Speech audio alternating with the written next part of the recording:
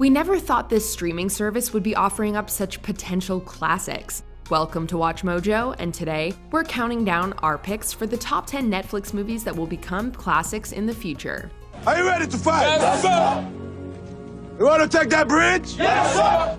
For this list, we're looking at narrative films that the streaming giant has produced or distributed that we think will prove the most influential and memorable over time. Yeah, but what I'm telling you is this one's different. Okay. That's what I'm telling you. All right, I'm telling you that like you've said that before, and it might be, maybe it is different. Powerful documentaries such as 13th and Jim and Andy will have to wait for another day. You know, it's not Jim Carrey who can walk down the street just doing anything he wants to and get away with it. Number 10, Atlantics. Whether you categorize it as a romance or supernatural fiction, Atlantics will have you looking at both genres through a new set of eyes. Est-ce que xam nga ni da nga war a marié wu dans 10 jours ak Omar ci kanamu Yàlla? Mariama, dama bëgg Suleymaan. Things aren't always as they seem at first glance, and this international film caught many audiences off guard with its twists and turns. Ada xale góor yi dem na. Lan? Xale góor yi dem nañ géej. Jël nañu gaal. Without delving too deep into spoilers, the plot revolves around two separated lovers who yearn to be reunited. Underneath the film's otherworldly surface are timely themes regarding immigration, classism, and the refugee crisis. In her feature directorial debut, Mati Diop paints a portrait that's haunting yet wondrous, bleak yet romantic. In addition to achieving universal critical acclaim, the film was listed by former US President Barack Obama as one of 2019's best films. Suleymaan mu ngi fi. Number 9, The Meyerowitz Stories, new and selected.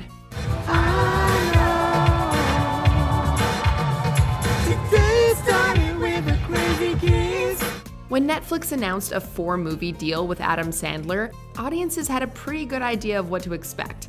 And true to form, his first outings included the duds The Ridiculous Six and Sandy Wexler. So viewers were shocked to see Sandler in this Netflix dramedy by festival darling Noah Baumbach in 2017. Matt's coming? He texted me. I texted him. He texted you, and you texted him. Do you think I'm not going to tell you the truth? I can drive, Maureen. Although it wasn't actually planned as part of Sandler's deal with the streaming giant, Netflix swooped in to grab distribution rights for what was clearly going to become an underground hit. Sadly, this caused some drama at its Cannes Film Festival premiere, raising questions about streaming movies competing at festivals. Nevertheless, the indie surprise got a 4-minute standing ovation. You'll have a nurse with you. You know, I really need you to stay with me. I'm asking you to do this, please. Number 8, Geralds Game. Stephen King clearly had a great little renaissance in 2017, on the big and small screen alike. However, the biggest surprise was the Netflix adaptation of a lesser-known King novel, Geralds Game. Gotta say, I was expecting, more novelty things like with Velvet or Silk or something. An arguably unfilmable story, it became squeamish horror gold at the hands of brilliant director Mike Flanagan, the man who got us terrified of Ouija boards and antique mirrors. If you don't wake up, you're gonna die in those handcuffs. And we both know you've been sleepwalking since you were 12 years old. Not now. If not now, when? Not now, what? The story of a sex game gone wrong, which leaves a man dead and a woman cuffed to the bed, became an instant hit. It's tended to overshadow another equally great Stephen King adaptation, 1922, released just a month later on Netflix. I believe that there's another man inside every man. Number 7, The Ritual. He's a good man. The best of us. Should never have happened. At its core, The Ritual is a classic campfire story with echoes of the Blair Witch Project, The Thing, and The Wicker Man, the good one. That's witchcraft. Huh? That's what that is. That's witchcraft. For all of its familiarity, though, David Bruckner's film constantly leaves us guessing where it's going. The opening scene feels less like something out of a traditional slasher flick and more like a piece of real-world horror that anybody could experience firsthand. Get up! Coach is gone! As our 4 main characters get lost in the woods, The Ritual begins to blur the line between psychological horror and supernatural horror. That line becomes clearer during the film's final act, which will enthrall some and leave others bewildered over what they just watched. Either way, it's a climax nobody will soon forget. Your pain is great. Yeah, I'm not like you, and I will not live like this. Number 6, Hush. I finished your book. I finished your book. I know you can read my lips, but I'm getting better. One thing that Netflix does often and does well are great thrillers. A prime example is Hush, a tense experience in claustrophobic terror. The great Mike Flanagan from Geralds Game also directed this twisted story of a deaf writer who's chased down by a masked killer.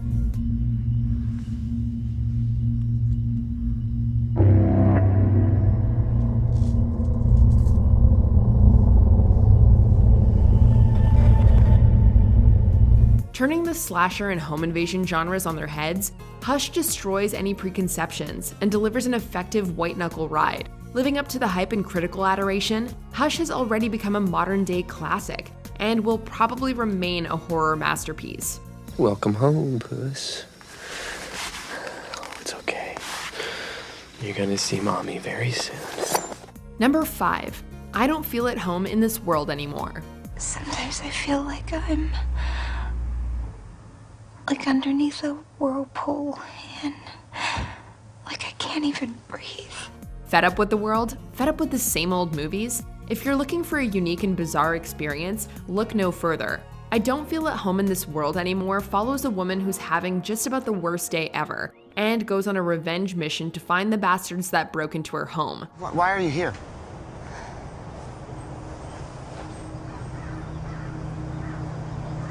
My house got robbed. This pitch-black comedy, the brainchild of actor Macon Blair in his directorial debut, blew the doors off Sundance, winning the Grand Jury Prize. Guaranteed to be a cult hit for years to come, we promise you'll find nothing like it on Netflix, or anywhere for that matter. Put the tiger down! Number 4. Dolomite Is My Name. Eddie Murphy's career has seen its ups and downs, but Dolomite Is My Name is most definitely a high point. Shit, I ain't that old. As famed blaxploitation actor Rudy Ray Moore, Murphy not only delivers his funniest performance in years, but also reminds audiences that he's a legitimately great actor. Come on, brother. They waiting on Dolomite movie. Let's bring Dolomite to the screen. Murphy becomes Moore, channeling his unique brand of humor and outside-the-box thinking. The film doesn't just belong to Murphy, as we get splendid supporting performances from Divine Joy Randolph, Keegan-Michael Key, and Wesley Snipes, the latter of whom is also officially on the comeback train. They're going too fast. No, we need the speed for the puddle splash. Puddle splash? Dolomite Is My Name went overlooked at the Academy Awards, but as Moore showed us, entertaining fans is what matters most, and this biopic is deservingly accumulating a wider following every day. Rudy, there's a certain professional way to go about distributing a film. And we all know that there's a history of making some art, and the white man come along and steal all the money. Number 3. Okja. When the competition reaches its climax, Dr. Johnny will crown the winner at a Magical Animals live telecast right here in New York City. At the time of its release, Okja was a bit of an anomaly, with Joon-ho Bong being the biggest name to transition from big screen to Netflix.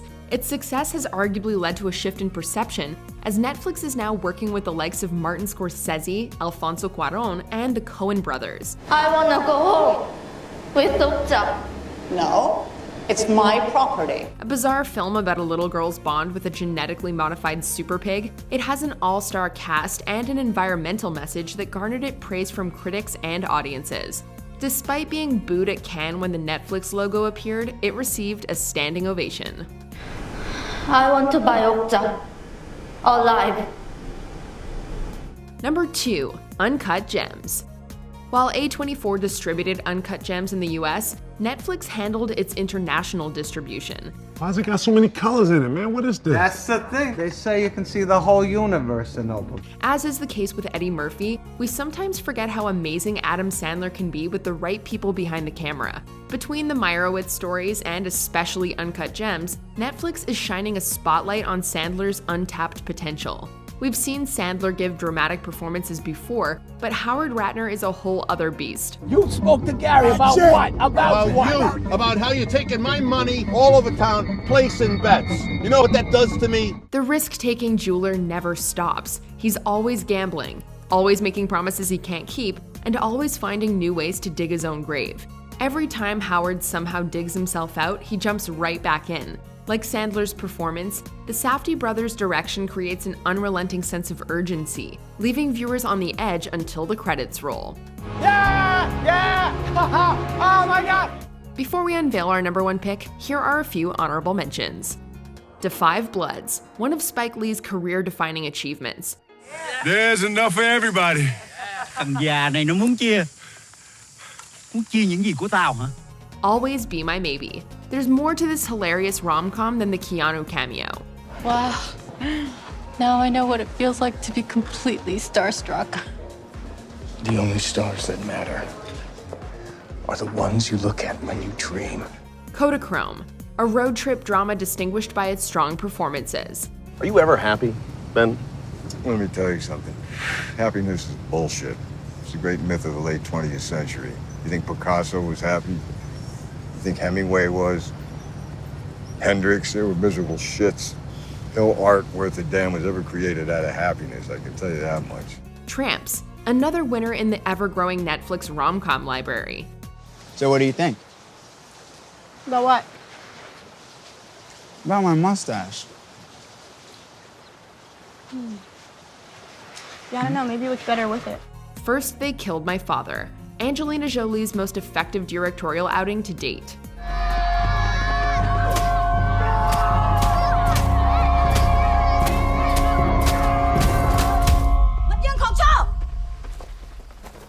Before we continue, be sure to subscribe to our channel and ring the bell to get notified about our latest videos. You have the option to be notified for occasional videos or all of them. If you're on your phone, make sure you go into your settings and switch on notifications. Number 1, The Irishman. I can drive him. I can't fix him. You're back in business, kid. Martin Scorsese is one of our most influential filmmakers, but Netflix is probably the only company that would give him the funds and creative freedom to pursue what might be his magnum opus. Glad to meet you. Well, glad to meet you, too. Even if it's over the phone. I heard you paint houses. Yes, sir, I do. It's as if Scorsese's 50-plus years in the business have been preparing him for The Irishman, a triumph of craft and performances. This crime epic chronicles the life of Frank Sheeran, played by the legendary Robert De Niro.